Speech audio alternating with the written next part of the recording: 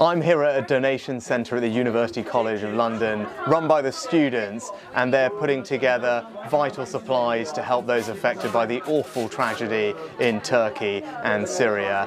We've been packing boxes, putting clothes, blankets, particularly for children, sanitary equipment and supplies. Those are the types of things that people need. It's hard to comprehend the scale of the tragedy that has unfolded in Turkey and in Syria. Almost 20,000 people have lost their lives, cities destroyed, and as a dad, I'm sure everyone has seen the pictures of parents trying to find their children, babies, toddlers from the rubble. I think those are images that will stay with all of us for a long time, and that's why it's vital that we all do what we can to support Turkey and Syria at this time. I spoke to the President a couple of days ago to pledge our support. We've sent 77 search and rescue teams, something that we specialise in, that's so vital in the first few days after a tragedy like this, to help find people who are trapped in the rubble. Those teams are hard at work, and we're going to continue providing all the support that we can. The Disasters Emergency Committee coordinates all the work of charities in the UK, and what I say is if people can give generously to that charity, the government has said, I've said that we will match every one of those donations pound for pound.